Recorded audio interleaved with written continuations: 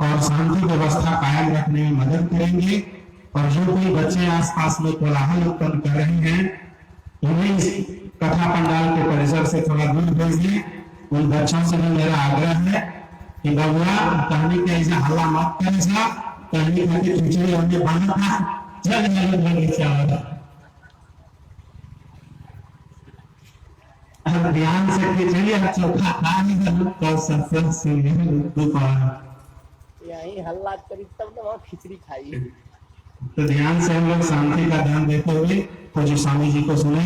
बोलिए प्रेम से श्री सद्गुरु महाराज की जय। अखंडानंद बोधाय शिष्य संतापहारिणे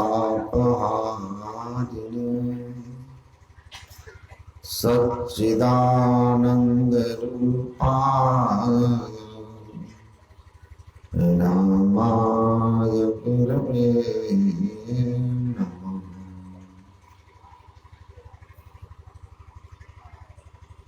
धन्य धन्य सद्गुरु सिखदाय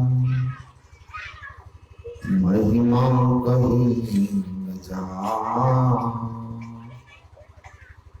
जो कुछ तुम्हारी कृपा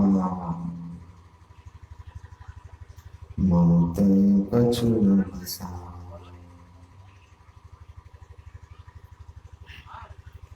मंच पर विराजमान पूज्य चरण स्वामी श्री राममूर्ति जी महाराज, श्रद्धेय स्वामी श्री रविंद्र बाबा, स्वामी श्याम बाबा, वंदनीय साधु समाज, परमादरणीय सत्संग प्रेमी महान भाव, धर्मानुरागिनी माता एवं धर्मशीला बहन,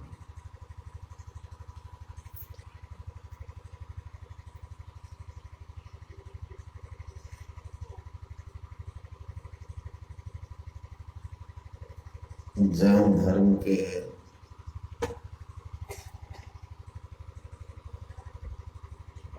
महानतम आचार्य महावीर स्वामी भगवान महावीर की वाणी में है, बंधनम परिजानिया तीर्थचट्ट। इसका अर्थ ये हुआ कि पहले आप बंधन को जानें, तब आप उसको हटाने का, तोड़ने का प्रयत्न करें। दूसरी पंक्ति में कहते हैं रोगम परिजानिया, पहले बीमारी को जानिए।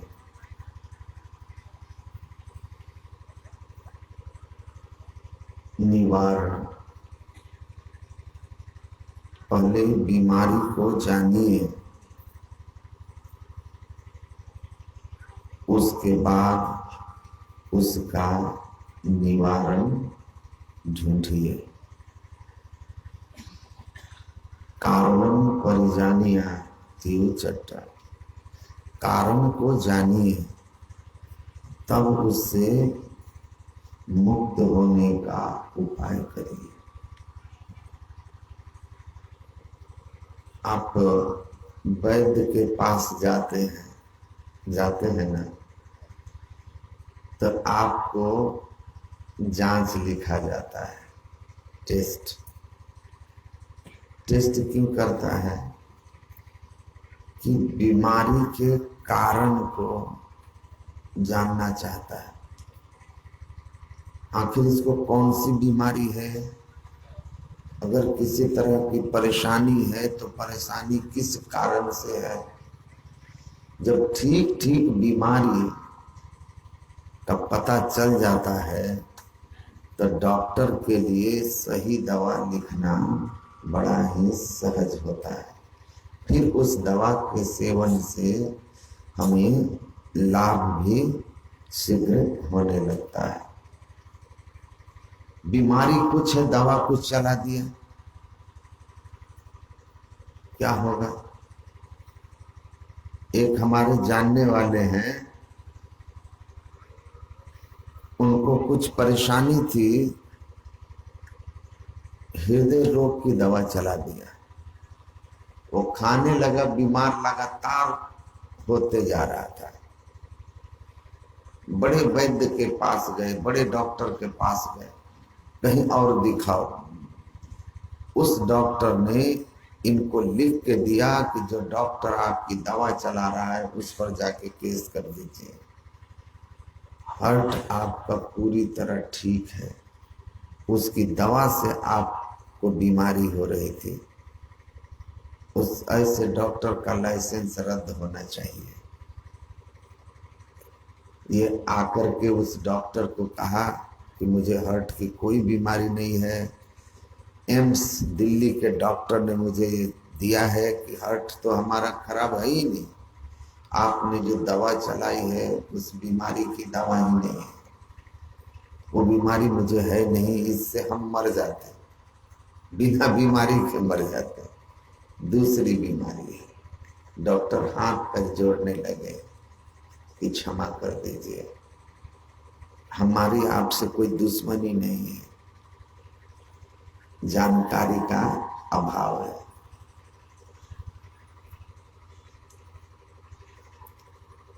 तो बीमारी क्या है? भगवान महावीर कहते हैं पहले बंधन को जानो कि आप अगर अपने आप को बंधन में महसूस करते हो तो किस तरह के बंधन, कौन सा बंधन है। अगर आप अपने अंदर किसी तरह की परेशानी महसूस करते हो तो उसका कारण क्या है, कौन सी बीमारी है, बीमारी कौन सी है। अगर आपको किसी तरह से अशांति महसूस हो रही है तो ढूंढो कि अशांति के पीछे का कारण क्या है, निवारण कारण का होना चाहिए, अपने आप ठीक हो जाएंगे। तो हमारे दुख का कारण क्या है, हमको कौन सी बीमारी है, हम कौन से बंधन में हैं, इसको पहले जानो, इसको पहले खोजो।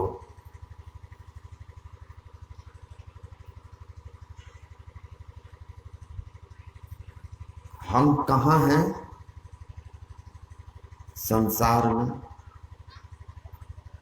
इस संसार क्या है? आप जब पढ़ेंगे संत महापुरुषों को तो समझ में आएगा। या दुनिया बंदी गृह यम के, जीव बंदी रहे घेरा रे। बंधन समझ में आया? किसके पराधीन है आप? जमराज के। संसार एक ऐसा जेल खाना है जिसके जमराज जेलर हैं, और जब आप जेल में हैं तो आप देखे हैं कि कितना भी सुविधा जेल में हो लेकिन लोग जेल में रहना नहीं चाहते। क्यों? क्योंकि पराधीन सुख सपने हो नहीं। पराधीनता में सुख नहीं होता, पराधीनता किसी को पसंद नहीं है। सर्वम परवशम दुखम, परवश सब के लिए दुख का कारण है परवशता। हम स्वतंत्रता चाहते हैं, परवश होकर नहीं रहना चाहते। देश की आजादी के लिए कितने लोगों ने जान दे दी, कितनी लड़ाइयां लड़ी। क्यों? क्योंकि हम स्वतंत्र होना चाहते थे।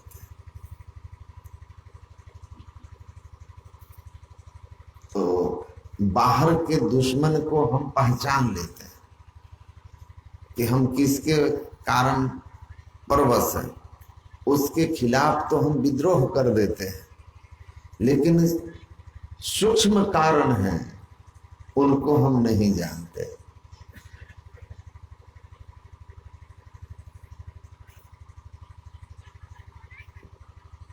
महापुरुष लोग कहते हैं अंग्रेज तो चले गए, लेकिन हम अपने दिल पर हाथ रख करके पूछें कि हम स्वतंत्र हैं। हम बहुत सारे बंधनों में हैं, बहुत तरह के बंधन हमारे मन हमारे ऊपर है। हम नहीं चाहते हुए भी बहुत कुछ करते हैं, मन करता है नहीं करें, लेकिन आप करते हैं। किसके दबाव में? गुरु महाराज कहते हैं माया के दबाव में आप करते हैं, क्योंकि पराधीन हैं आप। यमराज के जेल खाने के कैदी हैं आप।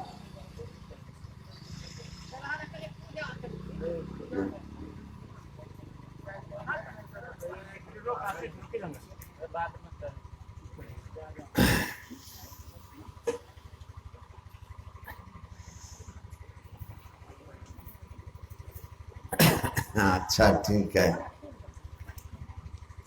चढ़ा लीजिए। तो हम बंधन में हैं, जगत रूपी जेल। संसार एक जेल खाना है, जिस जेल का जेलर यमराज है, और उसकी मर्जी से हम लोग इस दुनिया में हैं। जिस दिन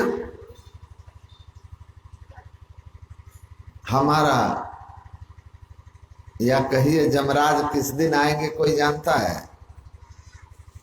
कोई पता है आपको कि कब आएंगे और कब यहां से लेके यहां से ट्रांसफर कर देंगे? लेकिन जहां ट्रांसफर करेंगे वो भी जेल ही होगा।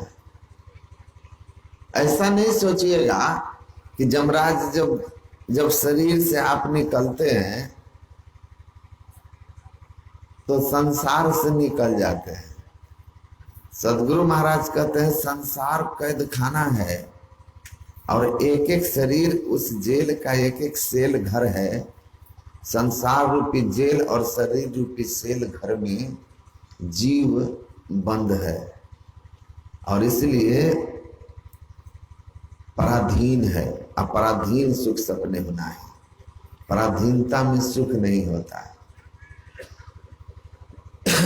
गुरु गोरखनाथ ने कहा ना, सप्त धातु का काया पिंजरा, तामा ही जुगति बिन सुआ। सदगुरु मिले तो उबरे बाबू, नहीं तो परले हुआ। आपको जेल में कोई व्यक्ति हो जो हर तरह की सुविधा देता हो कि आप जेल में रहिए, चिंता मत कीजिए, हम हैं, हम जेलर हैं यहाँ के, आप चिंता मत कीजिए, हम सारी सुख सुविधा देंगे। पंखा लगा देते हैं, आपके लिए मच्छरदानी की व्यवस्था कर देते हैं, आपके लिए अच्छे अच्छे भोजन बना करके हम आपको खिलाने की व्यवस्था कर देते हैं। आप चिंता मत कीजिए, हम जब हैं तो आपको जेल में हर तरह की सुविधा मिलेगी। आप एक गरीब आदमी हैं, आप एक गरीब आदमी हैं, और आपको बाहर में वैसी कोई व्यवस्था नहीं है। मजदूरी करते हैं तो किसी तरह 2 समय का भोजन जमा होता है, और उनको जेल में हर तरह के इच्छानुकूल भोजन, पंखा, बिजली सब हो जाए। उस जेलर से आपको ज्यादा अपनापन होगा, या वो जेलर जो आकर कहे कि आप आदमी बहुत सज्जन हैं, हम आपको जेल से बाहर निकलने की सरकार से सिफारिश कर देते हैं। बोलिए, आप किस जेलर को अधिक अपना मानिएगा? किसको आप अपना अधिक भला करने वाला मानिएगा? जो जेल में रह करके सब व्यवस्था दे रहा हो, या जो आपको जेल से बाहर निकालने का प्रयास करके बाहर निकाल देता हो? सीधी बात है, जो आपको जेल से मुक्त कर देगा। क्योंकि पिंजड़े में बंद पक्षी अनेक तरह के सुंदर भोजन दो, लेकिन उसका गेट खोलोगे तो भागेगा। भले दिन रात की मेहनत से उसको किसी तरह अन्न मिले रोड सड़क पर खेतों में, जिससे वो पेट पाल सके, लेकिन वो जेल में रहना, पिंजड़े में रहना पसंद नहीं करता।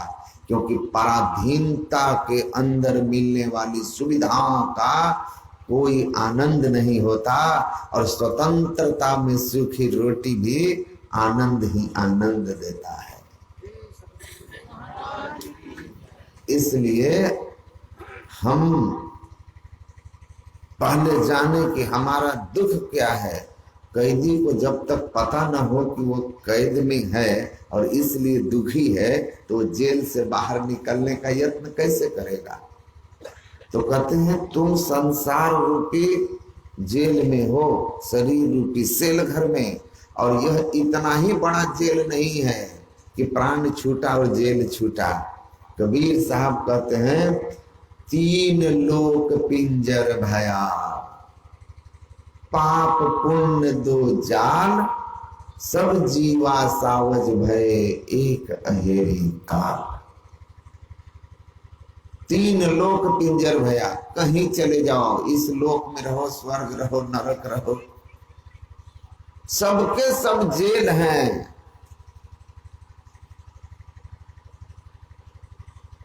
किसी जेल में सुविधा ज्यादा है ना, भागलपुर के सेंट्रल जेल के अपेक्षा जो बगल में विशेष केंद्रीय कारा है, विशेष कारा है, उसमें वीआईपी कैदियों को रखते हैं, क्योंकि उसमें सुविधा उनको अधिक मिलती है।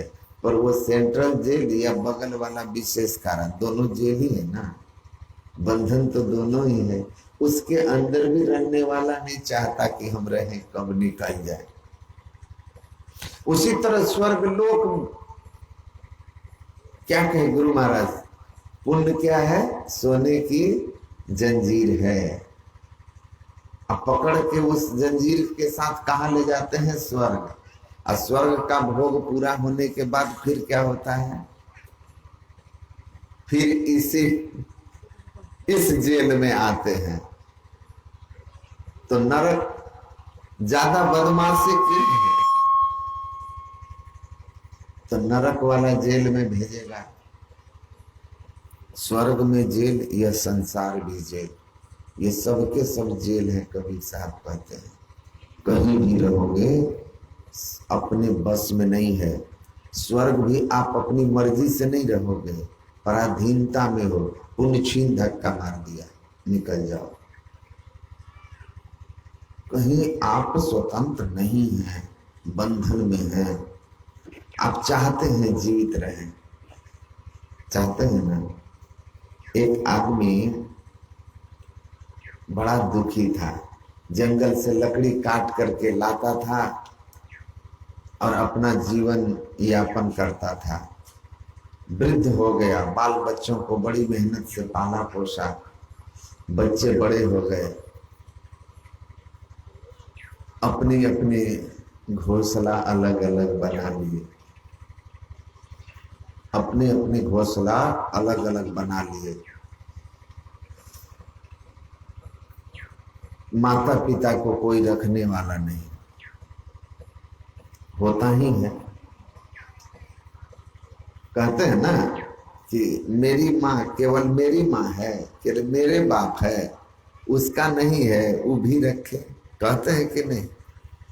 वो भी रखे। लेकिन हम एक परिवार ऐसा भी देखें, दिल से उनको मैं हमेशा आशीर्वाद देता हूं कि वो परिवार ऐसा ही रहे, और भगवान करे, गुरु महाराज करे, हर कोई का संतान ऐसा ही हो। दोनों भाई में बिल्कुल बनाव नहीं। अब आप कहिएगा कि बाबा ऐसा कह रहे हैं कि दोनों भाई में बनाव नहीं और सबका परिवार ऐसा ही रहे। मैं परिवार नहीं, सबके बच्चे ऐसे। आज अब देखिए, दोनों बहुओं में बनाव नहीं था तो बेटों में बनाव नहीं था, क्योंकि चाबी तो कहीं और ही होता है। तो बोलते नहीं थे, लेकिन अलग नहीं होते थे, अलग नहीं होते थे। तो हमने कहा कि आप एक दूसरे के विरोधी ही भाषा में बोलते हैं तो अलग हो जाइए। अलग क्यों नहीं हो जाते? बोल दीजिए बाबूजी को आप कि हमको अलग कर दीजिए। तो जानते हैं क्या बोलता है कि मम्मी पापा ने शर्त लगा दिए हैं कि जो पहले बोलेगा हम अलग हो जाएंगे, उसके जीवन भर मर जाएंगे लेकिन हम उसका अन्न नहीं खाएंगे, उसके द्वार पर नहीं जाएंगे। अब अलगा होकर के हम मम्मी पापा को थोड़ी ना छोड़ देंगे। दूसरा भी, दूसरे भाई को भी यही था, दोनों भाई में ये था, अब बहु लोग में भी, कि सास ससुर को हम रखें।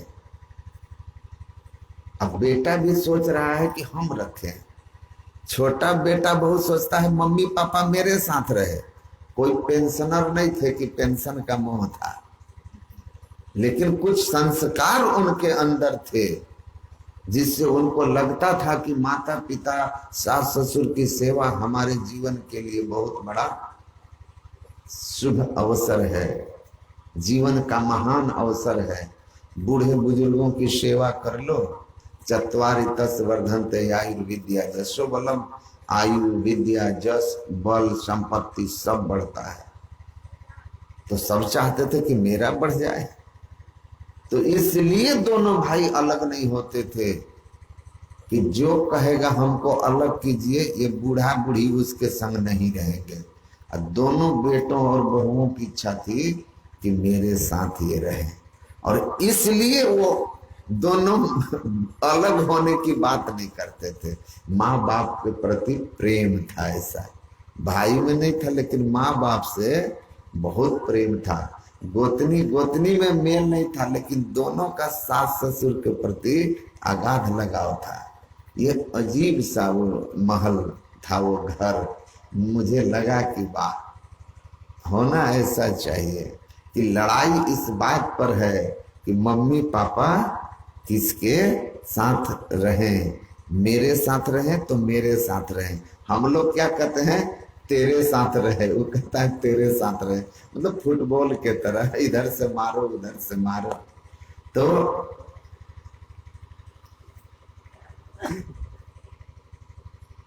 वो बूढ़े बाल बच्चा उसको त्याग दिया, तो लकड़ी काट करके आते थे, काम करते थे। देखिए,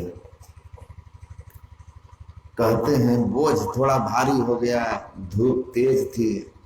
कहा, हे जमराज, कहाँ सोए हुए हो, कहाँ सोए हुए हो? सबके लिए मौत है, अब मेरा नाम क्या तुम्हारी डायरी से मिट गया है, जो आते नहीं हो, और हमको इस उम्र में भी इस शरीर के निर्वाह के लिए इतनी मेहनत करनी पड़ती है।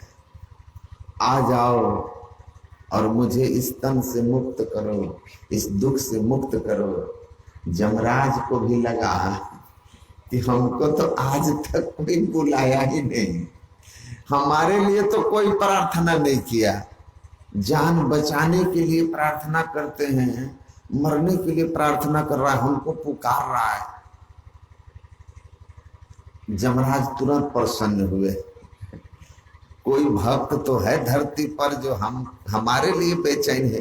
तुरंत जमराज प्रकट हो गए, कहा कि आप कौन? अब वो आदमी लकड़ी का बोझा नीचे रख करके चुपचाप बैठ गया था, अब बैठ के प्रार्थना कर रहा था। जमराज प्रकट हुए, बोलता है आप कौन? कहा, अभी तुम जिसको याद कर रहे थे वही जमराज में आ गया तुम्हारी प्रार्थना सुनकर बड़े दुखी हो, ले जाने के लिए कहा है आप मजाक भी नहीं समझते, आप मजाक भी नहीं समझते। हम तो मजाक में ऐसे कह रहे थे, अभी हम थोड़ी न जाएंगे। तो कहा कि अच्छा हम आए हैं तो कुछ तुम्हारी मदद कर दें। कहा कि बोझा उठा के माथा पर रख दीजिए, हम चल जाएंगे, हम चल जाएंगे। तो मरना चाहता है? नहीं चाहते ना, जीना चाहते हैं आप।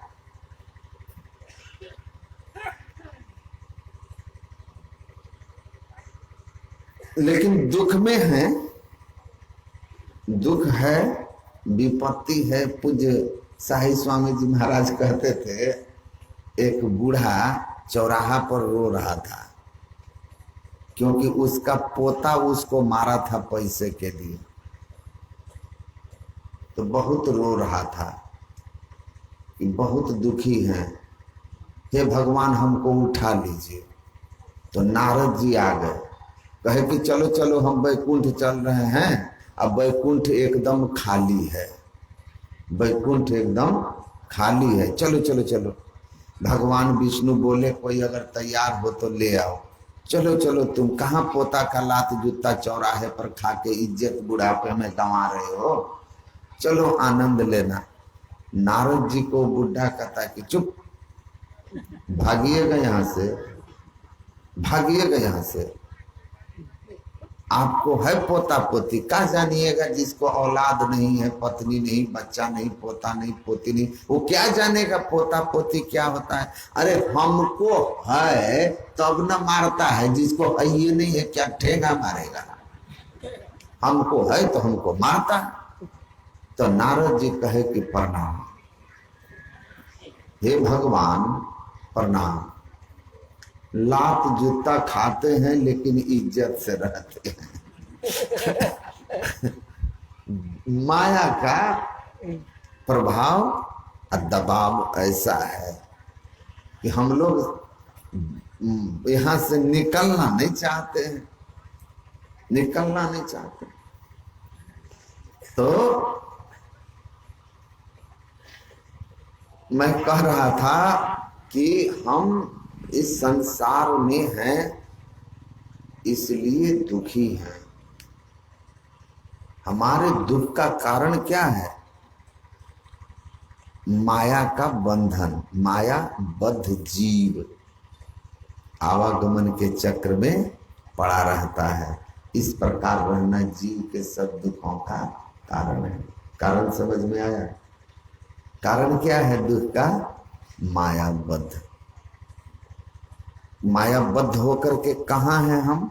संसार रूपी जेल में। संसार कहाँ तक है? 3 लोक, ठीक है। सबके सब जगत जेल है। तो बंधन में है आप माया के, संसार रूपी जेल में हैं, इसलिए पराधीन हैं। पराधीन सुख सपने नहीं। सर्वम परवशम दुखम सर्वम आत्मवशम सुखम ये तद्यो समासेना कारणम दुख सुख है। महर्षि मनु कहते हैं जो परवश है वो दुख में है, और जो स्ववश है, स्वतंत्र है, वह सुखी है। समास रूप में दुख और सुख का यही कारण है। परवश दुख, स्ववश सुख। अब स्ववश हो जाओ, सुखी हो जाओगे, परवश रहोगे तो ब्रह्मा विष्णु महेश्वर दुखिया जिनिया राह चलाई हो, क्योंकि वे भी परवश हैं, वो भी परवश हैं। उनका भी एक समय होगा, एक निश्चित समय के बाद प्रलय होगा और वे भी वहां से पतित हो जाएंगे। इसलिए महापुरुष लोग कहते हैं कि आप कुछ भी बन जाइएगा ना, ब्रह्मा विष्णु महेश भी बन जाइएगा, लेकिन आप माया के दबाव में रहिएगा।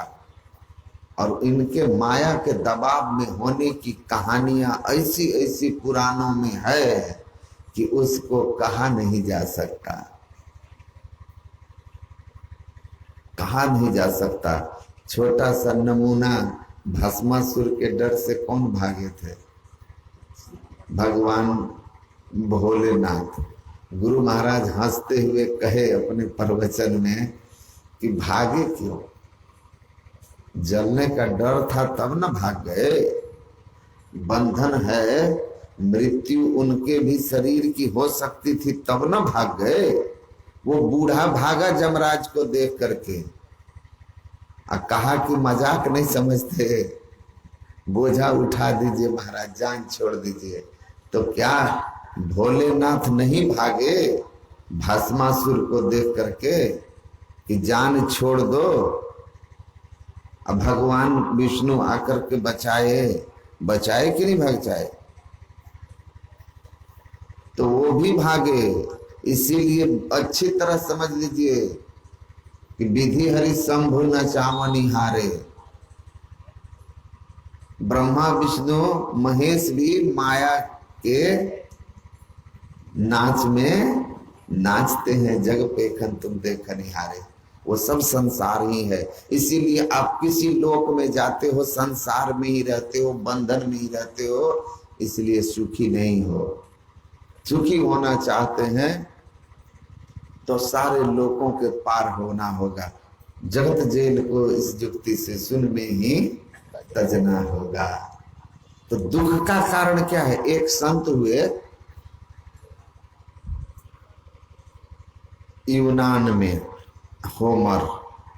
वो आंख जन्मांध थे, उनको जन्म से आंख नहीं थी। सूरदास जी महाराज, उनकी दो प्रसिद्ध रचना है, इलियड और ओडेसी, विश्व प्रसिद्ध रचना है होमर की। उसमें वो लिखते हैं कि जीवन पर्यंत मनुष्य जो है इसी भूल में रहता है कि उसके दुख का कारण धन का अभाव है, पद का अभाव है, या संतान का अभाव है। मतलब धनहीन है तो हम दुखी हैं लगता है, धनवान सुखी है। कोई ऊंचे पद पर है तो हमको लगता है वो पद वाला सुखी है, हम पद पर नहीं हैं तो हम दुखी हैं, है ना।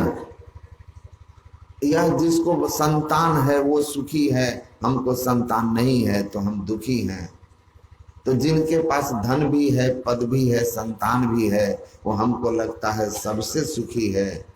लेकिन संत लोग कहते हैं कि करीब जाके देखो, या जिनको है वो खुद में पूछे। जिसको धन भी है, पद भी है, संतान भी है, वो उनसे पूछो। या अगर ये तीनों आपको है तो खुद से पूछो कि आप सुखी हैं, आपको दुख नहीं ना है। आप खुद से पूछो तो उत्तर अपने अंदर में से आएगा। हमारे जैसा दुखी कोई नहीं है, सब दुखी हैं।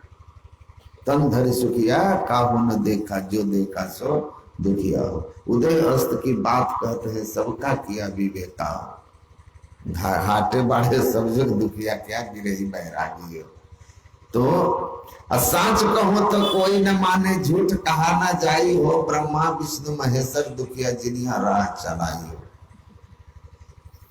संशय में मत रहे।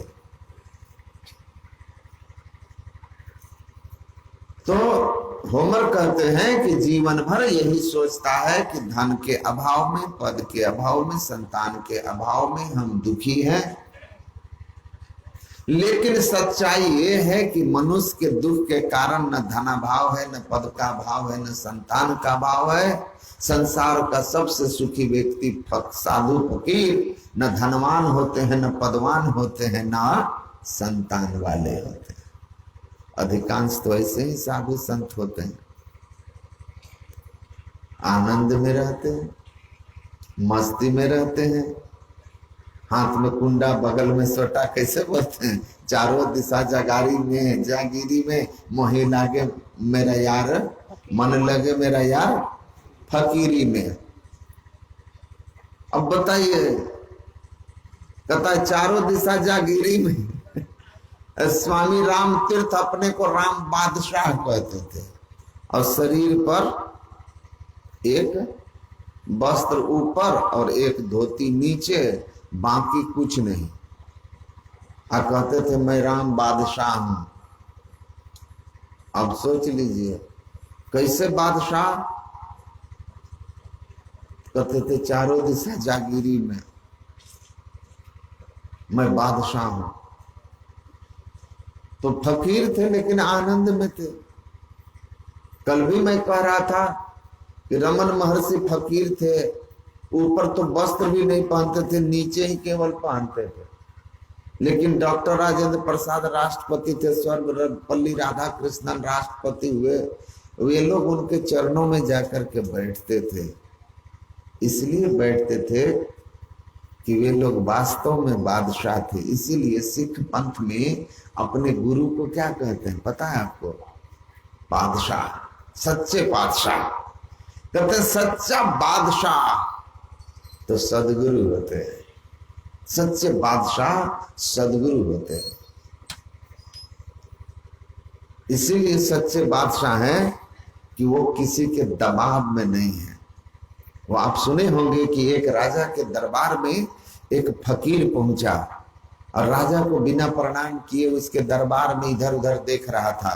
राजा ने कहा कि कौन आदमी है, आया और सजदा नहीं किया, दंडवत नहीं किया, प्रणाम नहीं किया हमारे गद्दी को। मंत्री गया, पूछा कि तुमने हमारे बादशाह को प्रणाम नहीं किया, क्यों? कहा तुम्हारे बादशाह को मैं क्यों प्रणाम करूं? तुम पहले पूछ कर आओ अपने बादशाह से कि तुम्हारा बादशाह मन का गुलाम है, मन के अधीन है कि बादशाह के अधीन उसका मन है। तो गया, कहा महाराज प्रश्न का जवाब देने के पहले मैं कौन हूं? वो कहता है बादशाह से पूछ के आओ पहले कि बादशाह तुम्हारा मन के अधीन है कि बादशाह के अधीन उसका मन है। बादशाह कुछ देर चुप रहे, फिर कहते भाई हम तो मन के अधीन हैं, मन के आदेश में चलते हैं, मन जैसे जैसे करता है कहता है वैसे वैसे करता हूं। तो ये जाके कहा कि मेरे बादशाह ने कहा कि वे मन के बस में हैं, वो मन के बस में है, मन के अधीन है, गुलाम है। इस फकीर ने कहा तुम मुझसे कह रहे थे ना कि बादशाह हैं उनको प्रणाम करो, तो सुनो तुम्हारा बादशाह जिस मन के बस में है, अधीन है, गुलाम है, वो मन मेरे बस में है, मेरा गुलाम है। मेरा मन मेरे आदेश में चलता है, मैं मन के आदेश में नहीं चलता। तो मन मेरा गुलाम और तुम्हारा बादशाह मन का गुलाम। जो मेरे गुलाम का गुलाम है उसके सामने मैं क्या सिजदा करूंगा? तो संत सुखी मन जीती हो। तो होमर कहते हैं कि संसार के किसी वस्तु के अभाव आपके दुख के कारण नहीं है, क्योंकि संसार के समस्त सुविधाओं के बीच भी लोग दुखी हैं। तो आपके दुख का कारण क्या है? ये कारण नहीं है कि धन नहीं, पद नहीं, संतान नहीं, सम्मान नहीं, ये सब कारण नहीं है दुखी होने का। तो दुखी होने का कारण क्या है भाई? तो वो कहते हैं उसका कारण आपका स्थानांतरण है। स्थानांतरण समझे? ट्रांसफर होना, ट्रांसफर। वो कहते हैं you have been transferred from the celestial abode of Lord to the pang of death and land of sorrow। आप परमात्मा के शाश्वत शांति में, आनंद में धाम से जमराज के जेल खाने में जो दुख की नगरी है वहां स्थानांतरित होके आ गए हैं, जिसके लिए गुरु महाराज कहते तू उतरी परियोतम माही पीवनी शब्द में, याते परी गए दूर चलो ने शब्द में। तुम अंधकार में आ गए हो, तुम्हारा निज धाम परमात्मा का है, वहां से यहाँ आ गए हो, और इस अंधकार में आ जाने के कारण तुम मायाबद्ध हो। और ये मायाबद्धता, ये अंधकार, अंधार गाढ़ अषाढ़ गाढ़ अंधार घट में तात दुख अपार है। गुरु महाराज कहते हैं ये तुम्हारे दुख का कारण है। ये स्थानांतरण ये तुम्हारे अंदर का अंधकार, ये उस शाश्वत धाम से माया की नगरी में आ गए हो। स्वतंत्र थे तुम, अहम ब्रह्मास्मि, मैं ब्रह्म हूं, और अब कहाँ आ गए हो? यमराज के कैद खाने में परतंत्र हो गए हो। संसार और शरीर के बंधन में बंधा हुआ जीव संसार की किसी भी व्यवस्था से वो उसी तरह सुखी नहीं हो सकता जैसे कैदी जेल की व्यवस्थाओं से कभी सुखी नहीं होता है। तो आपको इस जगत जेल से निकलना होगा, आपको माया के बंधन को तोड़ना होगा, आपको अपने निज देश को जाना होगा। इसीलिए गुरु महाराज कहते हैं सुधी करो प्यारे हो आप देश के, जहां का देश कछु नहीं। आपका अपना देश, वहां कोई क्लेश नहीं है, स्थानांतरित वहीं हो जाइए। हमारे चचेरे भाई पुलिस के अधिकारी, उनका ट्रांसफर हुआ जब बोकारो से पलामू के एक माओवादियों के गढ़ में। तो हमको एक दिन वो बोले कि थोड़ा आप गुरु महाराज से प्रार्थना कीजिए कि हमारा ट्रांसफर जो है पलामू से हो जाए। तो हमने उनसे कहा कि क्यों? पलामू में यहाँ थे जिस पद पर, वहां भी तो उतने बड़े पद पर है ना, उतनी बड़ी कुर्सी है, उतना ही वेतन है, तो आप ट्रांसफर क्यों चाहते हैं? ऐसा तो नहीं ना है कि मतलब आप थानेदार हैं तो आपको चौकीदार बना दिया गया या हवलदार बना दिया गया, वहां तो आप वही होंगे। तो कहे हाँ वो सब ठीक है, लेकिन यहाँ का माहौल ठीक नहीं है, माहौल ठीक नहीं है, वातावरण ठीक नहीं है। तो आप जिस वातावरण में रहते हैं, परमात्मा का जो वातावरण है, ईश्वर का, वह कैसा है?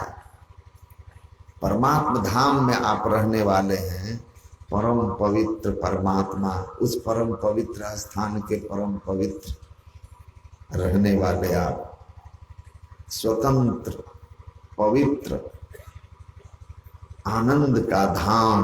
और कहाँ हैं आप? इस संसार में। ये संसार कैसा है? तो अभी आपने पाठ में सुना है, अब इसका वर्णन सुनिए। जहां से आए हैं वो कैसा है? सत्यम अनंतम ज्ञानम ब्रह्म, कभी ना विनशने वाला, जिसकी कोई सीमा ही नहीं कि बंधन हो, और आनंद ही आनंद है। उस धाम के आप वासी हैं, हम वासी उस देश का जहां पार ब्रह्म का खेल, दीपक बरे अगम का, बिन बाती बिन तेल, परम स्वतंत्र परम पवित्र परमानंद के स्थान में रहने वाला ईश्वरीय मौज में आप जहां आ गए हैं, अंधकार की नगरी इस संसार में। ये संसार कैसा है?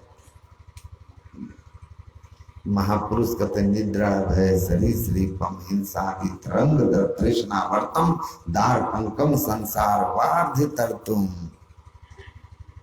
यह संसार, यह जेल समान जेल नहीं है, जेल में भी सुविधा वाला जेल नहीं है। इस जेल में जहां आप हो, ये स्थूल जगत, ये स्थूल शरीर, इसको विचारो। जिस शरीर में हो जरा पहले उसी को विचार लो कि कैसे शरीर में हो, कितना दुर्गंधी है इस शरीर में, कैसे शांति मिलेगी आपको, कैसे शांति मिलेगी? आप कैसे जगह से कैसे जगह आए हैं? सम्राट की संतान, कोयले की खान का मजदूर हो, जो फुलवारी में घूमता हो, सुख सुविधाओं के बीच रहता हो, कोयले के खान का मजदूर हो, और जहां लोग पशुओं का चमड़ा सुखाते हैं वहां की झोपड़ी का निवास करने वाला हो जाए, उसको कभी शांति चैन महसूस होगा? इस संसार के लिए कहा देखो कैसा है शरीर आपका, कैसा है जहां आप रहते हैं, इसको देख लीजिए। नाक से कितना बढ़िया चीज निकलता है, फैक्ट्री है ना ये, कान से, आंख से, और नीचे जाओ तो और कहने की बात नहीं। ये आप इस फैक्ट्री, इस शरीर रूपी झोपड़ी में रहते हैं जिसमें अंधकार भरा हुआ है और दुर्गंधि युक्त पदार्थ भरा हुआ है। एवं तत्शरीरम ही निसर्गादः शुचि विधु। पद्म पुराण में लिखा, जरा अपने शरीर पर विचार लो, ऐसे सुख परम पवित्र आनंद में अनंत शांति के भंडार तुम्हारा निज धाम, और वहां से जिस शरीर संसार में आए हो उसको देख लो थोड़ा, कितना गंदा है, कितनी दुर्गंधी है। आप देखो, बिचारे हैं, गंगा जल लेकर के लोग जाते हैं। हम मध्य प्रदेश गए थे सत्संग में, सतना रीवा, तो वहाँ यज्ञ हो रहा था, बड़ा विष्णु यज्ञ हो रहा था। तो 5 लीटर गंगा जल लेके गया था गैलन में, और उसी से 50 ड्राम वहां के पानी में थोड़ा थोड़ा गंगा जल मिला करके सबको शुद्ध कर दिया, शुद्ध कर दिया, पवित्र हो गया। अब विचारिए, पवित्र हो गया, यज्ञ में काम आ रहा था। अगर उसमें एक बूंद भी अपने शरीर से निकला हुआ पानी पड़ जाता, समझे आप, आपके शरीर से निकला हुआ पानी, पेशाब जिसको आप कहते हैं, एक बूंद भी गंगा जल केवल हो ड्राम भर करके, कुछ भी दूसरा ना हो, एक बूंद पेशाब पड़ जाए, उस जल को यज्ञ में उपयोग करेगा कोई? पूरे ड्राम गंगा जल को आप एक बूंद से अपवित्र कर देते हैं। सोचिए आपके शरीर की अपवित्रता कैसी है। आप खुद मानते हैं इस बात को, लेकिन आश्चर्य है, जिस शरीर में हम इस तरह इतनी दुर्गंधि युक्त और अपवित्र शरीर है कि अपने ही शरीर के से निकले हुए दुर्गंधि युक्त पदार्थों को देखकर हम घृणा मानते हैं, फिर भी उसी शरीर की आसक्ति रहती है और उसी शरीर में रहने के लिए अंतिम समय तक हम निकालना नहीं चाहते। बेड पर पड़े हुए भी जीवन की जिजीविषा बनी रहती है। कहते हैं इससे बढ़ करके माया का दबाव और क्या होगा, और क्या होगा कि आप यहां से नहीं निकल रहे, जबकि ये आपके योग्य स्थान नहीं है। आप तो पावन धाम के निवासी हैं, सेलेस्टियल एबॉर्ड, परम पवित्र वो धाम तुम्हारा है जहां अनंत सुख है, कोई बंधन नहीं है। आप यहां आ गए तो इस संसार का देखिए, कहते निद्रा भय सरी सरी पाम, नींद और भय ये ऐसे भयंकर जीव जंतु हैं, गुरु महाराज कहते हैं आपको कभी निगल जाएंगे। कितना भी ताकतवर व्यक्ति हो, अगर वो नींद में है तो उसको एक छोटा से छोटा आदमी भी उसकी हत्या कर सकता है। उसके हाथ पर नींद में बांध करके जाग जाने पर भी डंडे से पीट सकता है। उसकी सारी शक्ति निगल गया ये जीव। भय, आपकी सारी बुद्धि, आपके शरीर का बल भय आते ही विलीन हो जाएगा। शुतुरमुर्ग एक ऐसी पक्षी है जो धरती पर सबसे तेज भागती है, लेकिन अचानक उसके सामने अगर शेर आ जाए, चीता आ जाए, बाघ आ जाए तो वो डर जाती है, और डर से वो भूल जाती है कि वो धरती का सबसे तेज भागने वाली पक्षी है, उड़ती भी है, भागती भी है। वो डर के आंखें बंद कर लेती है और सोचने लगती है कि मैंने आंखें बंद कर ली, अब मुझे शेर बाघ चीता नहीं दिखाई दे रहा है, तो उनको भी हम दिखाई नहीं दे रहे हैं, और वो भागती नहीं, आराम से वो हिंसक जीवों का शिकार होती है। तो भय जो है ना, ये सब नींद जैसे हमारी शक्ति को हमें अचेत कर देता है, वैसे भय आ जाने पर भी हम अपने आप अपनी शक्ति को भूल जाते हैं, सामर्थ्यहीन हो जाते हैं, सामर्थ्यहीन हो जाते हैं। इसलिए कहा निद्रा भय सरीसृपम, निद्रा भय सरीसृपम, घातक जीव है ये। निगलते हैं हमको रोज रोज। हिंसादी तरंग, मन में हिंसा की तरंगे उठते रहती है, दूसरे के अहित का चिंतन हमारे अंदर में होते रहता है, हम इससे भी बेचैन होते हैं। विकार जगा, बेचैनी बढ़ी। तृष्णावर्तम, तृष्णा। मैं कल कह रहा था कि भंवर में फंस गए हैं तो अब नाचाएगा वो, नचाते नचाते तब डुबाएगा वो। वैसे इस संसार में तृष्णा का भंवर जिसमें हम जीव फंस जाते हैं, फंस गए हैं। इसीलिए सुंदरदास जी कहते हैं, जो 10 20 50 भय सत होई, 1000 तो लाख मांगेगी, कोटि अरब खरब असंख्य धरापति होने की चाह जगेगी। पृथ्वी पाताल में राज करो, तृष्णा अधिकाधिक आग लगेगी। असुंदर एक संतोष बिना सठ, तेरी तो भूख कभी न भागेगी। तृष्णा के पीछे ऐसे पागल हो जाते हैं कि धर्म और अधर्म का हमारे अंदर, सत्य और असत्य का, पाप और पुण्य का हमारे अंदर कोई चिंतन नहीं रहता, कोई विवेक नहीं रहता है।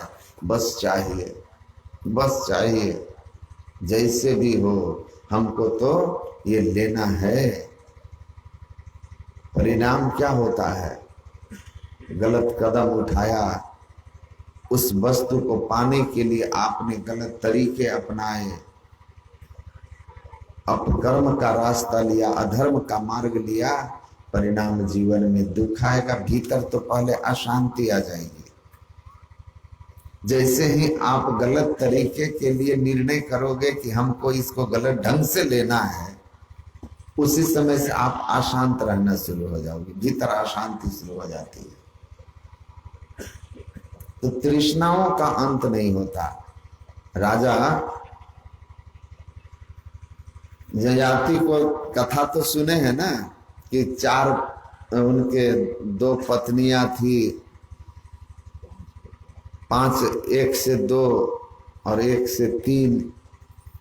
तो पत्नी तो एक ही थी देवयानी, दूसरी जो थी दासी थी जिनको उन्होंने रख लिया। तो आप सुने होंगे कि देवयानी जो थी वो, क्या नाम था उनके पिता का? शुक्राचार्य।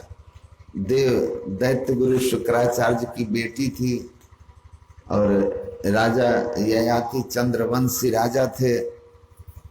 तो देवयानी की जो है जंगल में ऐसे बात हुई थी कि देवयानी गई थी उनके साथ, राजा जो थे उनकी पुत्री थी। तो राजकुमारी अपने पुरोहित की बेटी देवयानी के साथ, शर्मिष्ठा राजकुमारी थी, उसके साथ देवयानी उनकी पुरोहित की बेटी गए थे वन में, तालाब में, सरोवर में स्नान करके निकले तो भूल से देवयानी उसका वस्त्र पहन ली। शर्मिष्ठा जब बाहर आई तो उसको बहुत क्रोध हुआ कि ये पुरोहित की बेटी राजकुमारी वाला वस्त्र पहन ली। गुस्सा करके उसने उसको कुएं में ढकेल दिया और चली गई। उधर से शिकार खेलते हुए राजा ययाति आए और राजा ययाति पहुंचे, पानी पीने के लिए कुएं पर गए तो उसने कहा कि मुझे निकालिए। तो राजा ययाति ने पहले रस्सी गिराया, फिर ऊपर खींचा। जब करीब आई तो उसका हाथ पकड़ के बाहर निकाल दिया। हाथ पकड़ लिया तो देवयानी ने कहा कि आपको हमसे विवाह करना होगा क्योंकि आपने मेरा हाथ पकड़ा है, तो अब विवाह कीजिए। तो कहा कि तुम तो ब्राह्मण, कौन हो? तो शुक्राचार्य की बेटी हूं। कहा मैं क्षत्रिय चंद्रवंशी, और तुम कौन हो? ब्राह्मण कुल की। तुम्हारे पिता नाराज हो जाएंगे। तो वो अपने पिता के पास गई है, सारी बातें कही है। फिर शुक्राचार्य ने परिस्थिति बस कि हाँ किसी पुरुष ने कुंवारी कन्या का हाथ पकड़ लिया तो ये धर्मपूर्वक भी इसका विवाह कर देना उचित है, तो शादी कर दिया। राजा इस ये घटना हुई कैसे, तुम कुएं में गिरी कैसे? तो जब वो बताई तो सब जाना। तो शुक्राचार्य बहुत क्रोधित हुए। राजा आया और कहा कि माफ कर दीजिए। कहा हमको क्या मना रहे हो, जिस बेटी को दुख दिया तुम्हारी बेटी उसको कहो। तो कहा कि तुम जो चाहो मांग लो, लेकिन क्रोध शांत कर लो। तो देवयानी ने कहा कि उसने, तुम्हारी बेटी शर्मिष्ठा ने मेरा अपमान किया है, उसको मेरी दासी के रूप में भेजो मेरे ससुराल, तो दासी बन के जीवन भर मेरी सेवा करेगी। तो शर्मिष्ठा देवयानी की दासी बन करके चली गई। तो राजा, संजोग ऐसा हुआ कि राजकुमारी थी। एक दिन देवयानी गई हुई थी तो उसे ज्ञात हुआ कि शर्मिष्ठा जो है, राजा हमारे अनुपस्थिति में हमारे पलंग पर ये बैठी है, इसको रानी की तरह मान देते हैं। तो नाराज हो गए और चली गई अपने मायके। पीछे से राजा गए तो उसने, शुक्राचार्य ने श्राप दे दिया कि तुमने मेरी बेटी को फिर दुखी किया है। दासी को रानी के सम्मान दे करके, रानी के तरह मान दे करके, तो मैं तुमको श्राप देता हूं कि तुम राजा दासी के साथ रमन कर रहे थे, अब तुम किसी स्त्री के रमन करने योग्य नहीं रहोगे, जाओ तुम बूढ़ा हो जाओ। तो फिर देवयानी ने कहा कि ये कौन सा श्राप दे दिए, मैं युवती हूं और मेरे पति को बूढ़ा कर दिया। तो कहा कि ठीक है, जो निकल गया निकल गया, कोई संतान तुमको अगर अपनी जवानी दे दे तो तुम फिर से जवान हो जाओगे। तो वही गए हैं अपने पहले पुत्र महाराज यदु के पास, जहां से यदुवंश का शुभारंभ हुआ। कहा कि आप अपनी जवानी हमको दे दो। तो बेटा ने कहा कि मेरी जवानी आप लोगे, मेरी माँ के साथ रमन करोगे, तो ये तो मेरे लिए अधर्म होगा। क्योंकि महाराज यदु के लिए भागवत में लिखा है परम धार्मिक थे, शुद्ध थे। उन्होंने धर्म का विचार करके ऐसा अपनी युवा अवस्था देने से इनकार कर दिया। महाराज यदु का अनुकरण करते हुए उनके भाई, सगे भाई तुर्वसु ने भी इनकार कर दिया। फिर शर्मिष्ठा से जो दो पुत्र थे वो दोनों इनकार कर दिए। तीसरा पुत्र जो उसका सबसे छोटा पुरु था, उसने अपने पिता को अपनी जवानी दे दी। बदले में इन चार भाइयों को राजगद्दी से खारिज कर दिया गया, बेदखल कर दिया गया। और गद्दी किनको मिली? छोटा महाराज पुरु को। वो गद्दी पर बैठ गए, अपनी जवानी पिता को दे दी थी। 1000 वर्षों तक उसमें लिखा है कि युवा अवस्था को प्राप्त करके राजा ने सांसारिक भोगों का भोग किया और अंत में उकता करके अपनी जवानी, वो जवानी अपने पुत्र को लौटाते हुए उपदेश किया कि पुत्र, ये संसार के भोग तृष्णा की तरह हैं, ये प्रज्वलित अग्नि की तरह हैं, जिसमें अगर आप भोग की आहुति डालते जाओगे तो ये बढ़ते चले जाते हैं। जैसे प्रज्वलित अग्नि में घी डालने से वो और तेज होती है, बुझती नहीं है, वैसे ही भोगों की इच्छा हमारी जगती है। सुंदर रूप देखने की चाह, सुंदर अपनी महिमा ज्ञान की बात, अपनी बड़ाई, गीत गाने सुनने की इच्छा, अच्छे अच्छे भोजन खाने के स्वाद की इच्छा। तो ये स्वाद है स्पर्श भोग,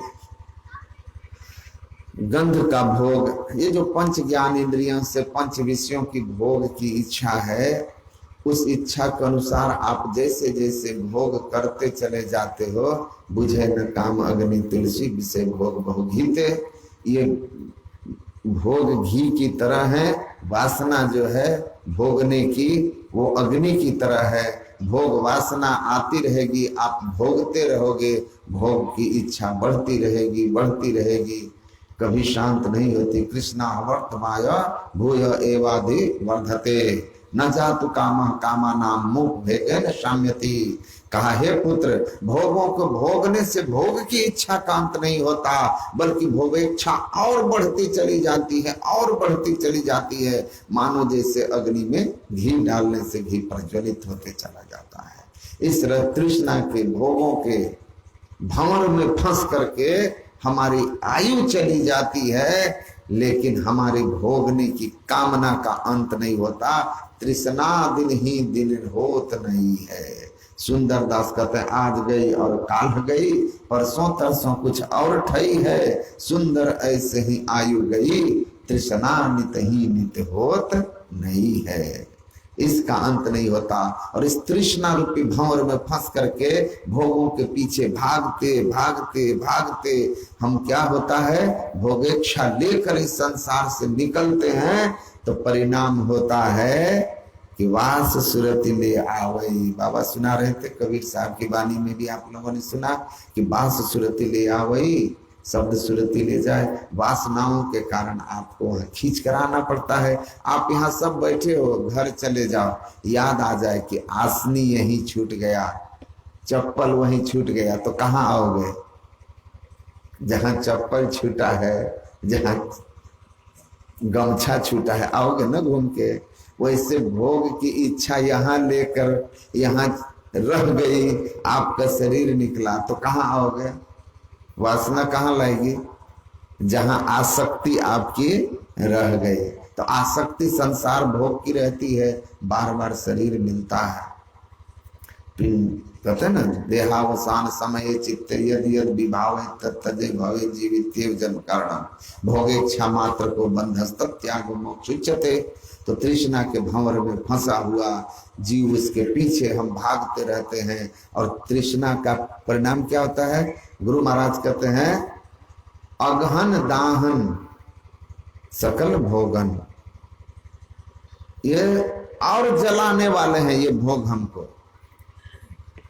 गहन को जो धा वही, और इस भोग के पीछे जो दौड़ता है पकड़ने के लिए, क्लेश पावही हारी आवही कबहू नहीं तृप्ता वही।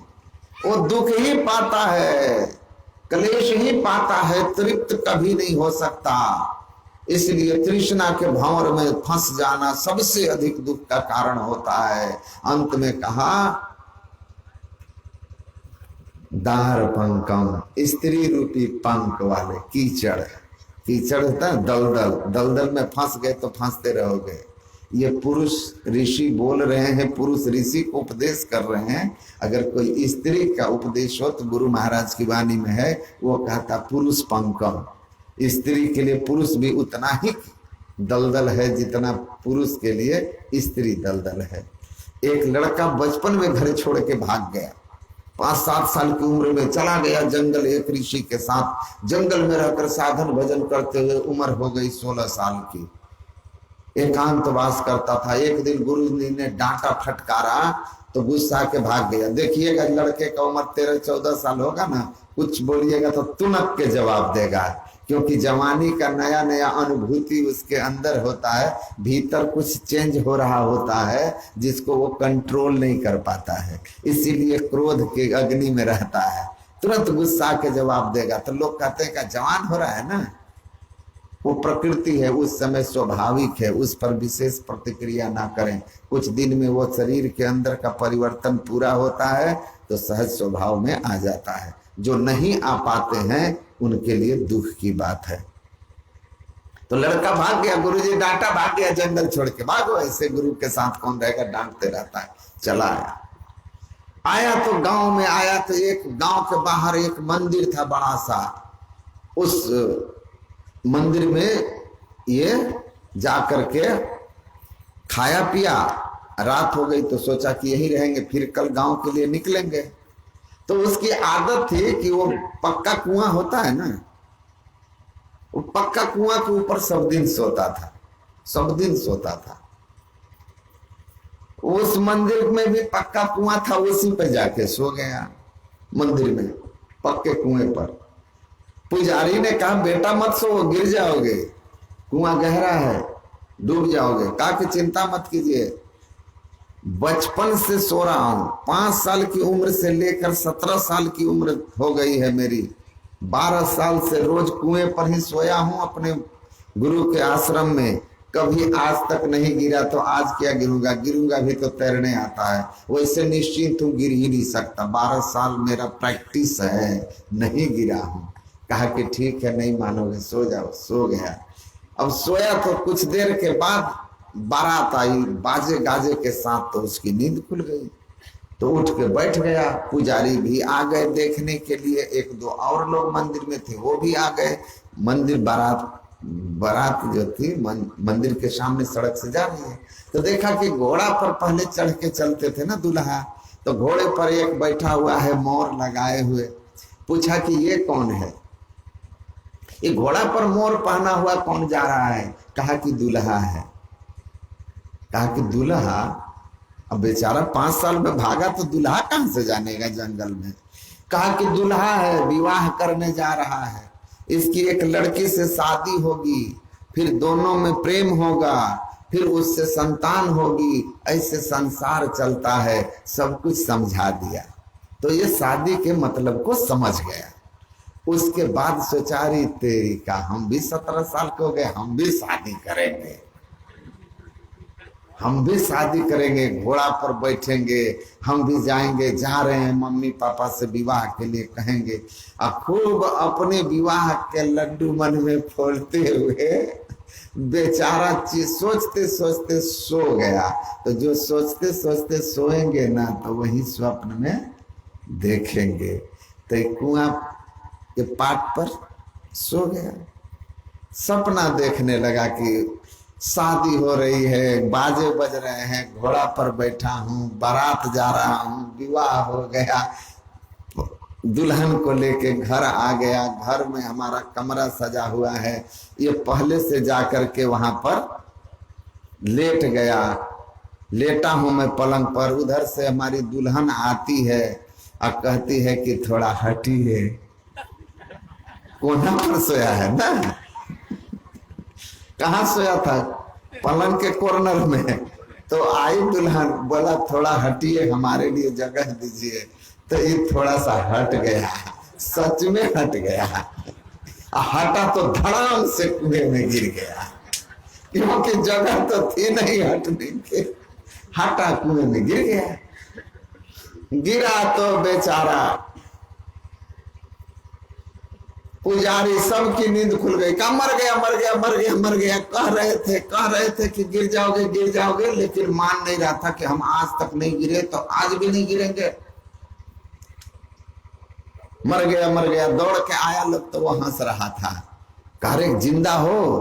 तो ठठा के हंस रहा है। कहा हंस रहे हो, क्या बात है? कह रहे कुछ नहीं, बाहर निकाला लो।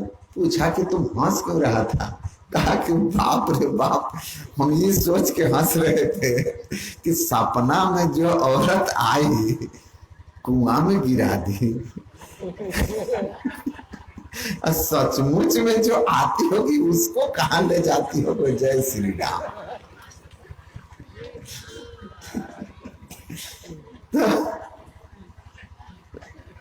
तो उसकी जो है समझ आ गई। असमर्थ गुरु रामदास की तरह घूम के फिर वहीं से अपने गुरु के आश्रम में भाग गया। तो मैं ये नहीं कह रहा हूं कि स्त्रियां सबकी वैसी होती है। संत ज्ञानेश्वर जी की तो पत्नी ऐसी थी कि कहते थे भगवान आपने पत्नी नहीं साक्षात सत्संग ही दे दिया है। अब बहुत सारे लोग ऐसे होंगे जो मांस मछली खाने वाले, पत्नी सत्संगी आई और उनको धर्म से जोड़ दी। तो ऐसी तो ठीक है, लेकिन यहाँ स्त्री पुरुष की निंदा नहीं है।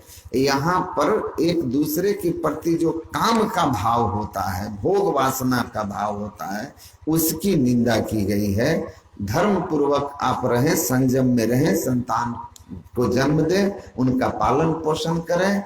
संसार आपका लक्ष्य न हो, लक्ष्य ईश्वर हो जाए तो उसमें कहीं कोई हर्ज नहीं है। चलिए क्षमा कीजिएगा, आज अंतर्राष्ट्रीय नारी दिवस है। आप लोग महान हैं, माता हैं, बहन हैं, आप लोगों के इस दुनिया को बनाने में बहुत योगदान है। आप लोगों को बहुत बहुत धन्यवाद है और मुबारकबाद भी है कि आज अंतर्राष्ट्रीय महिला दिवस है और महिलाओं का योगदान कितना है। कहा गया है कि एक महिला किसी परिवार में अगर सही हो, शिक्षित हो, तो पूरा परिवार शिक्षित हो जाता है। पुरुष पढ़े तो अकेला पढ़ता है, लेकिन स्त्री पढ़े तो पूरा परिवार संभलता है, क्योंकि घर बच्चे सब उसके सानिध्य में रहते हैं। इसलिए स्त्री का विशेष योगदान है इस दुनिया को स्वर्ग बनाने में। स्त्रियों की सहनशीलता जो है वो अद्वितीय होता है, धरती की तरह होती है, सब कुछ सहती है ना।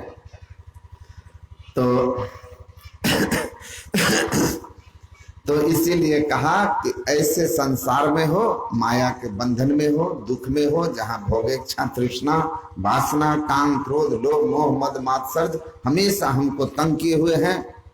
ऊपर से शरीर का बंधन है जिसमें दैहिक दैविक भौतिक संताप आते रहते हैं, अनेक तरह की व्याधियां आती रहती है, हम सबको सहते हैं। फिर इस संसार से हम अनेक दुखों को, दैहिक दैविक भौतिक तापों को सहते हुए, विकारों की मार सहते हुए, अनेक तरह के झंझावतों में रह करके दुख उठाते हुए इस शरीर को त्यागते हैं। फिर कर्मानुसार हम स्वर्ग नरक भोगते हैं, फिर उसके बाद कर्मानुसार संसार में कहीं जन्म लेते हैं। इस तरह से आवागमन का दुसह चक्र में हम फंसे रहते हैं और हम जहाँ से आ गए हैं वह सुख का धाम है। जहाँ से आए वो सुख का धाम है, स्वतंत्रता का धाम है, परम पवित्रता और आनंद का धाम है। और जहाँ आए हैं ये संसार ऐसा ही है। सुख कछु हमा नाही, सुधे करे प्यारे हो आपन देश के जहाँ कलेश कछु नाही। तो उस देश में कैसे जाओगे? कहा वहां जाने के लिए सूक्ष्म मार्ग मौलंब, अपने निज धाम में जाने के लिए, जमराज के जेल से मुक्त होने के लिए आपके अंदर में एक सूक्ष्म रास्ता है जो ईश्वर कृत है, ईश्वर निर्मित है। जो कहाँ पर है? भ्रू मध्य सच्चिदानंद तेजा कूट रूपम तारकम ब्रह्मा, वो दोनों आंखों के ठीक मध्य में है, जिसको शिव नेत्र कहते हैं, जिसके बारे में कल बड़ चर्चा हो रही थी कि मोक्ष का द्वार है आपके दोनों आंखों के बीच में। सुषमना कहते हैं उसको, सहरक कहते हैं, शिव नेत्र कहते हैं, 10वां द्वार कहते हैं। वह सूक्ष्म मार्ग है। इसीलिए गुरु महाराज कहते हैं में ही द्वार होई, खींच दीजिए घर सुख की। यह सूक्ष्म मार्ग है जो अपने सुख के धाम में ले जाने का मार्ग है। उस सूक्ष्म मार्ग का ज्ञान आप सदगुरु से सीख करके कीजिए। वह 10वां द्वार सुषुम्ना द्वार, उस द्वार में प्रवेश करेंगे तो एक उस द्वार में प्रवेश करते ही आप आनंद की ओर बढ़ने लगेंगे, सुख शांति की ओर बढ़ने लगेंगे। तो सुख शांति और आनंद में जाने के लिए उस 10वें द्वार का अवलंब लीजिए, वो गुरु से सीखिए और करिए। वह रास्ता गुरु महाराज कहते हैं जहाँ सूक्ष्म नाद ध्वनि आज्ञा आज्ञा चक्र करो डेरा, द्वार सूक्ष्म सुष्मन तिल खिड़की पील करो पारा, नयन कान दो जोड़ी छोड़ी करे मन मानस सकलो, टुकटी को सामने प्रेम नेम करी अधर डगर धर लो। कहते हैं इस युक्ति को जान लीजिए, जहाँ सूक्ष्म नाद ध्वनि आज्ञा आज्ञा चक्र करो डेरा, दोनों आंखों के मध्य में वह जो स्थान है वहीं पर सूक्ष्म ध्वनि हो रही है। वह ध्वनि जो परमात्मा की ओर ले जाने वाली है, वहां सूक्ष्म मार्ग है वहीं वो, लेकिन रास्ता अभी बंद है। गुरु खोलिए वज्र कपाट अंधेरी सन्मुखी, वहां अंधकार के पट का वज्र कपाट लगा हुआ है। उस वज्र कपाट को खोलिए। उसकी युक्ति गुरु देते हैं और कहते हैं दृष्टि की कुंजी सुखमन द्वारा तम कपाट तीसर तिल तारा। दृष्टि की कुंजी सुखमन द्वारा, ये दृष्टि की कुंजी चाबी लगाते हैं ना, ताला है तो उसमें चाबी लगाओगे तो खुलेगा। तो अंधकार के कपाट में आज्ञा चक्र का ताला है, जिसमें बाईं दाईं दृष्टि की दोनों धारों को मिला दीजिएगा तो चाबी प्रवेश कर गई आज्ञा चक्र के केंद्र बिंदु में, और आज्ञा चक्र के केंद्र बिंदु रूपी ताला में जैसे युगल दृष्टि रूपी चाबी प्रवेश कर जाएगा, तम कपाट खुल जाएगा और अंदर में प्रकाश आपको प्रकट हो जाएगा। अब भाव प्रकाश मिटल अंधियारी सुख भइल बहुते रहे। तो दृष्टि की कुंजी, दृष्टि वो चाबी है जिससे आज्ञा चक्र रूपी ताला में प्रवेश करा करके अंधकार रूपी कपाट को खोल करके अपने अंदर के अंत प्रकाश का ज्ञान कर लेते हैं। सूक्ष्म मार्ग को हम सूक्ष्म मार्ग में प्रवेश कर जाते हैं। संत दादू दयाल कहते हैं, बाट खुली तब जानिए अंतर भया उजास। आपका सूक्ष्म मार्ग खुल गया, इसका क्या प्रमाण है? अंतर भया उजास। अंतः शरीरे ज्योतिर्मयम ही शुभ्रम यम पश्यति यते क्षीण दोषा। जो ध्यान लगाते हैं बैठ करके और अंत प्रकाश हो जाता है, तो समझ लेना कि रास्ता वो खुल गया, सूक्ष्म मार्ग खुल गया, सूक्ष्म में आपका प्रवेश हो गया। यही उसका प्रमाण है कि अंतर भया उजास। तो अंत प्रकाश हो जाए, कहीं बाहर जाने की कोई जरूरत नहीं है। अपने अंदर में बैठ करके साधन कीजिए। ये सीधा और सपाट रास्ता है, सहज रास्ता है। इसमें शरीर को कोई कष्ट नहीं। एक आसन से आराम से बैठिए, आंख मूंदिए और गुरु मंत्र का जप कीजिए, इष्ट रूप का ध्यान कीजिए और तम कपाट तीसर तिल तारा खोलने के लिए दृष्टि की कुंजी, ये दृष्टि को कैसे चाबी बनाकर आज्ञा चक्र में प्रवेश करा देते हैं, यही असली दीक्षा है। यही असली दीक्षा है। इस दीक्षा को जान लीजिए कि ईढ़ा पिंगला ऊपर पहुंचे, सुखमन पाठ उघारा, भयाजी हरि रस पी मतवारा। हरि रस आपके अंदर में अंतर ज्योति अंतर्नाद के रूप में है, जो आज्ञा चक्र के केंद्र बिंदु से पहुंच जाते हैं, वो उसको पा लेते हैं। इसलिए गुरु महाराज कहते हैं, जहां सूक्ष्म नाद ध्वनि आज्ञा, आज्ञा चक्र करो डेरा। उसको आज्ञा चक्र इसलिए कहते हैं कि जो वहां पर अपनी वृत्ति को दोनों दृष्टिधारों के माध्यम से पहुंचा देते हैं, उनको परमात्मा की ओर जाने की आज्ञा मिल जाती है।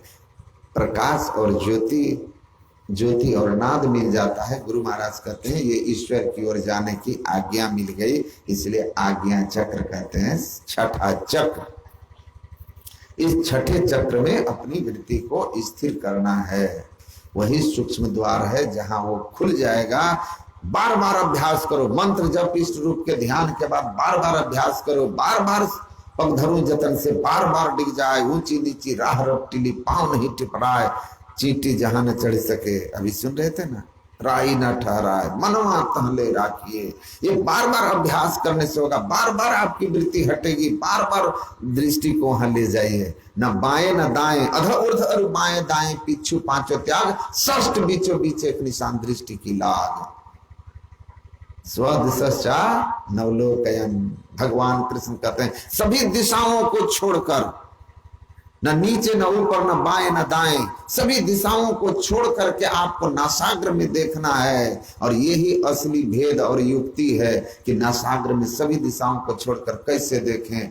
मैं खूंटी में गया तो एक महात्मा बता रहे थे कि यहाँ एक प्रचारक आए थे हरिद्वार के किसी और मत के, तो कहते थे यहाँ देखो यहाँ नासाग्र है। और मैं एक बार गया उत्तर प्रदेश मिर्जापुर, तो वहां बता रहे थे कि उनके गुरुजी ने बताया कि यहाँ नासाग्र है।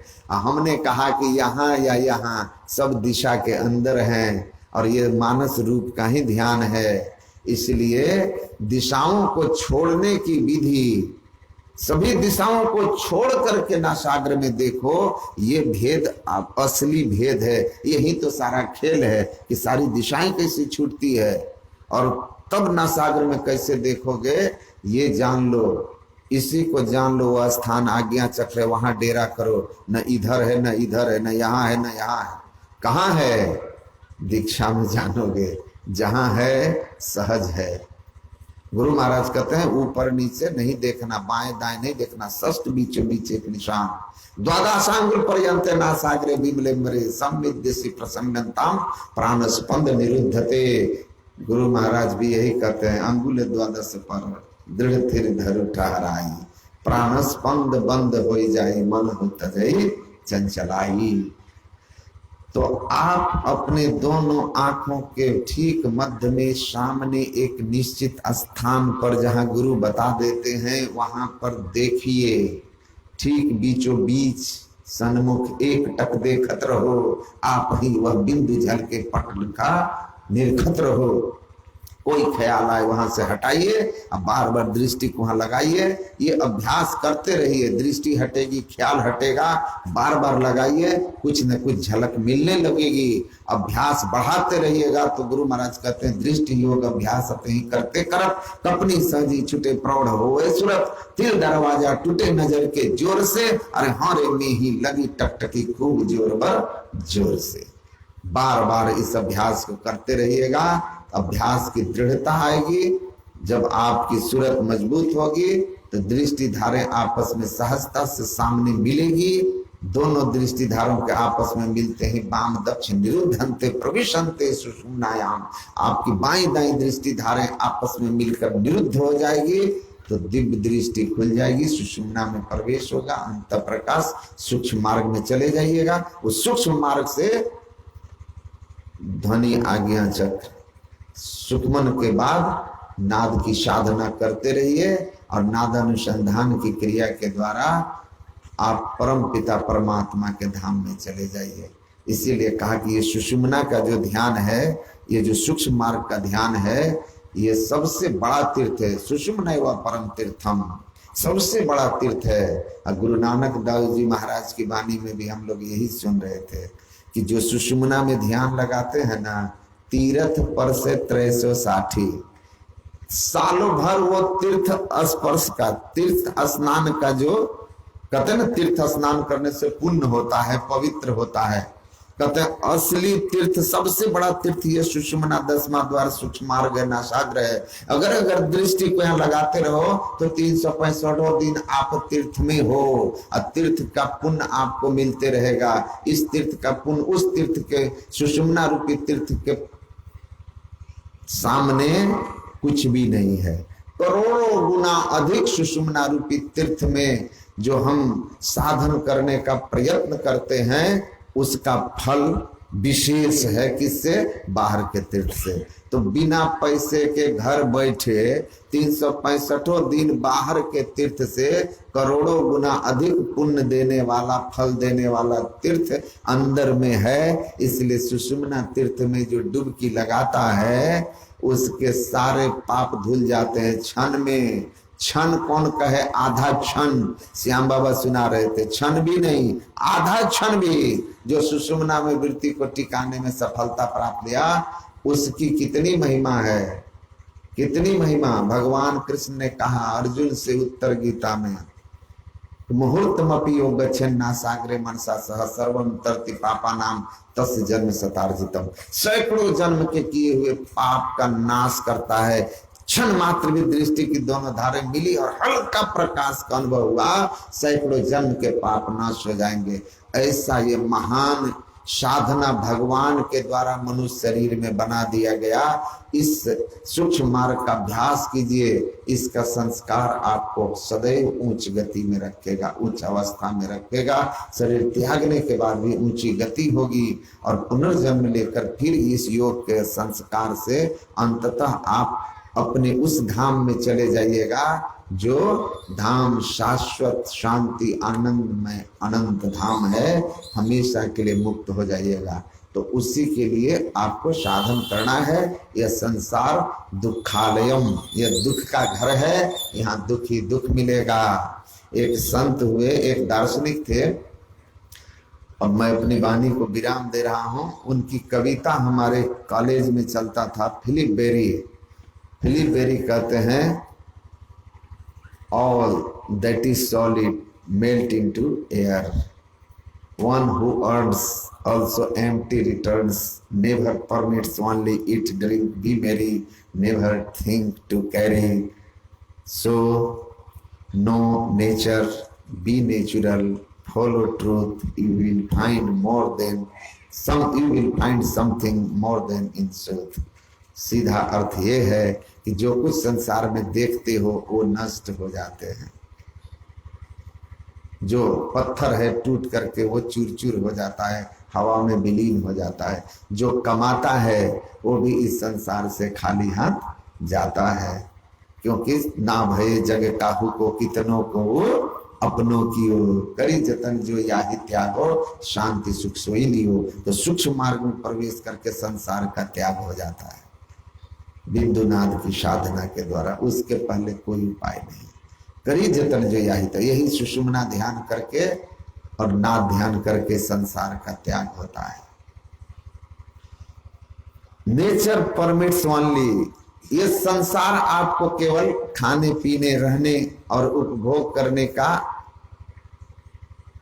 जो है आदेश देता है। कभी मत सोचो, नेवर थिंक टू कैरी, कभी मत सोचो कि यहां से कुछ लेके तुम संसार से एक सुई भी जा सकते हो। इस बात को दिमाग में मत रखो। इसलिए जीवन के अनमोल क्षण को सत्कर्म में लगाओ, सतधर्म में लगाओ, ध्यान पूजन में लगाओ, ये पूंजी साथ जाएगी। इसीलिए फिर फिलिप बेरी कहते हैं नो द नेचर, प्रकृति को समझ लो कि ये तुमको कुछ देगी नहीं, क्योंकि ये खुद ही बदल रही है, खुद ही मिटने वाली है। तो इसका कुछ भी यहाँ स्थिर नहीं है, सब छूटने वाला है। उसके बाद बी नेचुरल, इसलिए आप स्वाभाविक जीवन में सहज रहें। करोड़ों वाले भी छोड़ के जाएंगे तो आपको अपनी जरूरत भर है तो चिंता मत कीजिए, जरूरत से ज्यादा उसका बैंक में है, आपके पास नहीं है, छोड़ के वो भी जाएगा। इसलिए सहज रहिए, सत्य का अनुसरण कीजिए, सत्य के पथ पर चलिए। अगर आप अपने जीवन को तृष्णा से मुक्त करके आवश्यकता के अनुसार सहज जिएंगे, प्रकृति के अनुकूल अपने को रखेंगे, इस संत महात्माओं के उपदेशानुकूल जीवन रहेगा, सत्य धर्म पर चलकर, सत्य मार्ग पर चलकर, तो आप इस संसार के वैभवों से जो कुछ पाएंगे, सुख अनुभव करते हैं, उससे करोड़ों करोड़ गुना अधिक आप सतपथ पर चलते हुए सुख और आनंद का उपभोग करेंगे, जो एक अरबपति खरबपति सम्राट के लिए भी स्वप्न होगा। इसलिए सत्य पथ पर चलिए, सत्य पर चलना, सत्य पर रहना, यही है सदगुरु उपदेश। तो जीवन में सुख शांति चाहते हैं तो संसार में मन परदेसी नहीं अपना देश, इस भाव को जान करके जैसे पर घर पाहुना रहे उठाए चित्त, ऐसे इस संसार में रहिए और सत्य के अनुसरण करते हुए नियम से सत्संग ध्यान करते रहिए। एक दिन सूक्ष्म मार्ग खुल जाएगा और आपका जीवन आनंद से भर जाएगा। वरना जय सीताराम, श्री सदगुरु।